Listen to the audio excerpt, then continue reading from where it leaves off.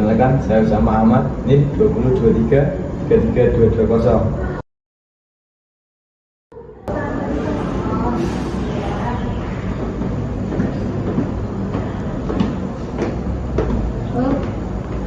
Perkenalkan, nama saya Ayu Dewi Nafisatun Khofifah dengan NIM 202333206. Perkenalkan, saya Nela Marsaulia dengan NIM 202333189.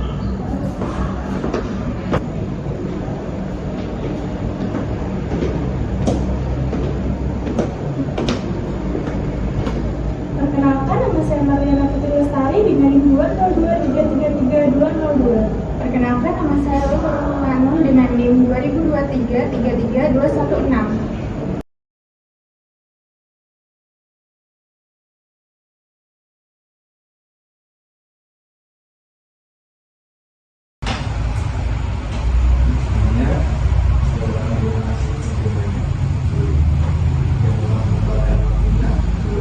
Wawancara dari kami dari kelas dunia, kami dari Universitas Mulia Lubis. Ini melakukan observasi tentang mengenai analisis penerapan undang-undang sistem pendidikan nasional dari pengajaran Indonesia di SD 4 bersama dunia dengan ibu siapa? Dewi, panggilnya Dewi. Ibu mengajar jelas berapa? Saya sebagai kualifikasi. Ini langsung saja kami ingin bertanya ke Ibu.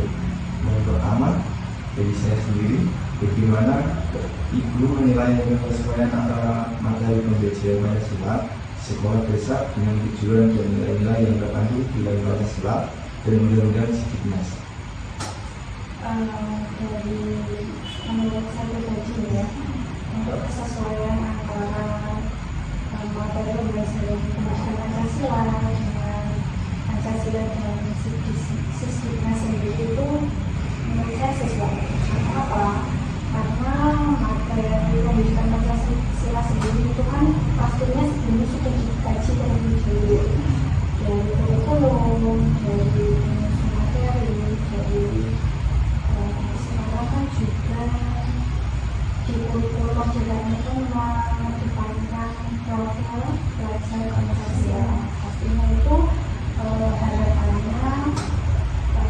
tujuan dari pendidikan Pancasila bisa tercapai, anak-anak lebih mempunyai karakter dan nilai yang ada di dalam Pancasila. Jadi ini sebenarnya sudah sesuai dengan undang-undang seperti itu ya. Kalau sesuainya sudah sesuai, tinggal nanti penerapannya kan pasti ada beberapa kendalanya. Terima kasih untuk soal yang kedua yang teman saya.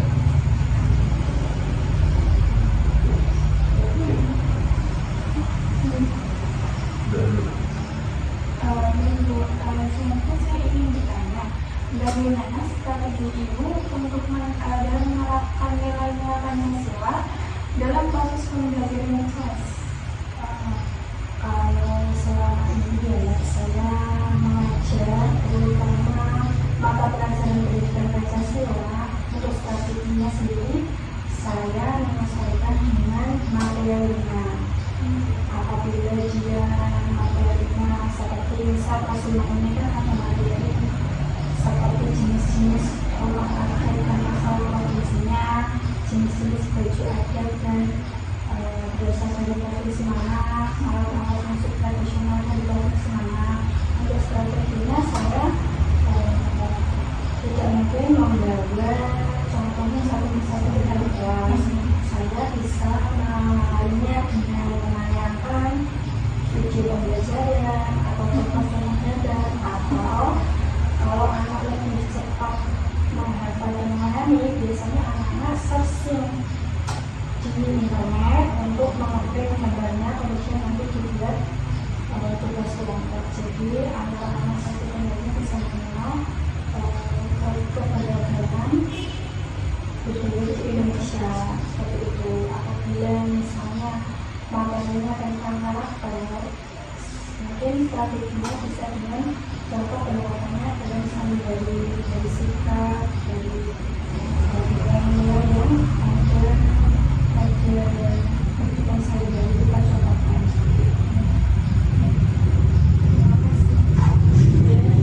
Selanjutnya, metode atau media apa yang digunakan untuk pembelajaran Pancasila di kelas? Sedangkan anak-anak SD kan kalau untuk metode ceramah ya Bu, udah bosan ya.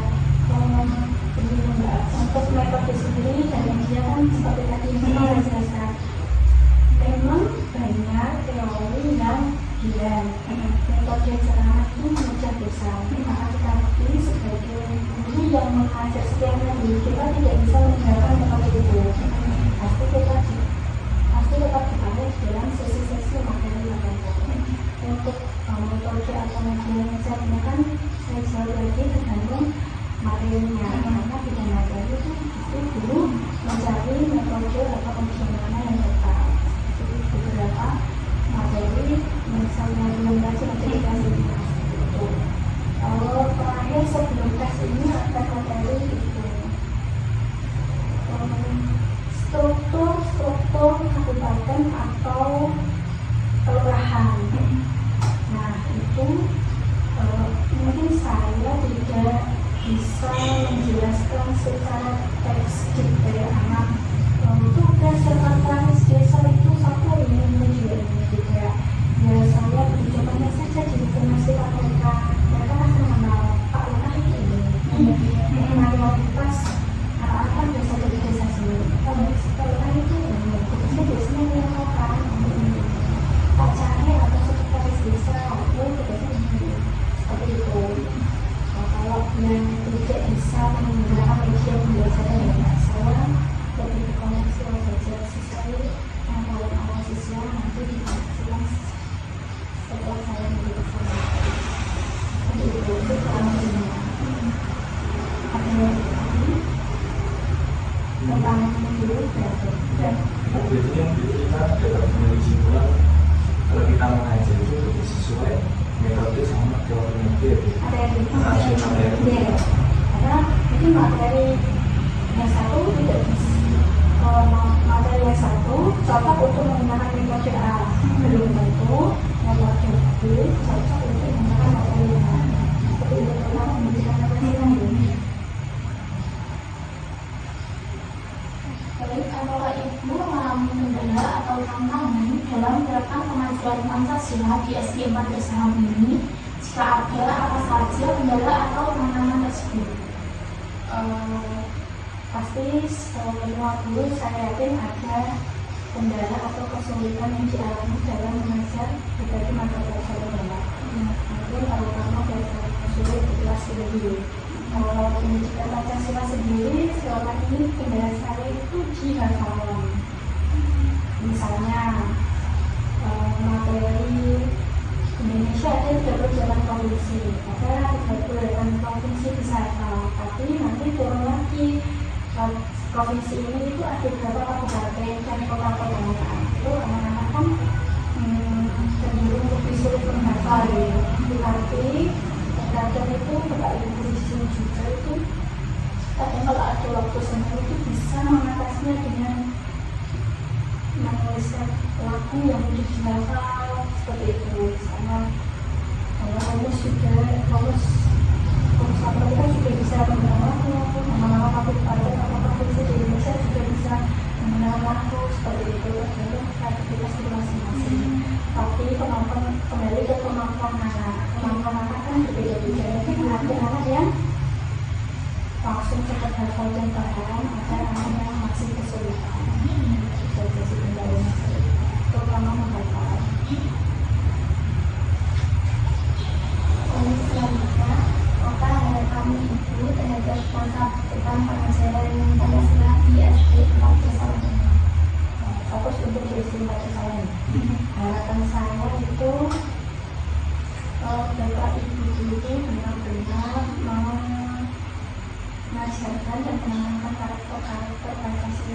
sesuai dengan materi pelajaran Pancasila dengan baik di siswa. Karena Mbak, Mas, mungkin nanti kedepannya kalian juga kayak gitu ya. Karena menurut pada zaman sekarang ini beda dengan zaman dulu. Menurut zaman dulu mungkin sangat mengedepankan ada dengan agama, sangat menghormati para ibu ya. Kalau menurut zaman sekarang itu mungkin kalau kalian sehari-hari bertemu ya sangat berbeda. Dan mungkin itu akan beda lagi nanti beberapa tahun ke depan. Harapan saya dan para ibu di sini khususnya ya, kami tetap bisa menghasilkan nilai-nilai Pancasila dengan baik ke siswa supaya anak-anak mempunyai karakter yang terbentuk mulai dari sekarang yang akan menyesuaikan dengan masa depan nanti, terutama nilai-nilai yang sekarang baru diusung ya di nilai-nilai profil Pancasila dan sebagainya. Itu harapan saya dan teman-teman di sini. Nah, terakhir ini ada lagi dari perwakilan dari saya ya. Ini harapan dan kesan dari ibu sendiri terhadap kami, apakah ada yang disampaikan? Harapan, yang pertama harapan saya pribadi kepada teman-teman mahasiswa UMK tetap semangat, jangan putus asa, mengerjakan apa yang perlu dikerjakan, tinggalkan apa yang tidak perlu dikerjakan. Saya yakin kalian pasti bisa menghadapi semua sampai lulus nanti. Amin. Kesannya ya, saya terima kasih sudah menulis sekolah kami menjadi objek observasi. Maaf apabila dengan yang kita kamar-kamarnya tidak dikasih apa-apa. Kondisinya juga baik itu berisiko melaksanakan semakin aktif semester.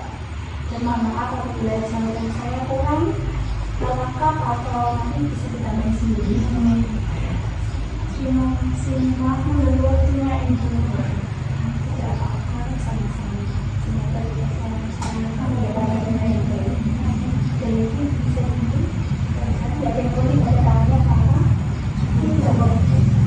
Saya ucapkan terima kasih Ibu. Ini juga mohon maaf karena kegiatan itu Ibu ya.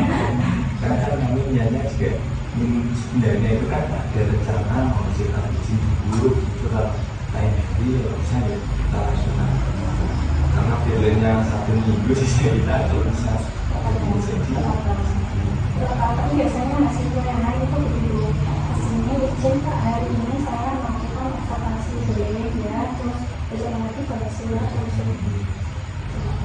kalau saya sih misalkan kebetulan mahasiswa juga ya, sekarang tidak ada mahasiswa juga banyak tugas, banyak deadline ya, semester berapa?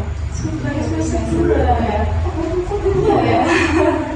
Oh, iya berarti ini memang naik semester 3? Iya berarti sekarang berapa kelas Mbak? Ini sudah selesai ya? Dari SD itu sampai G itu kelas jadi saya 6 asalnya 8 terus jadi 7 yang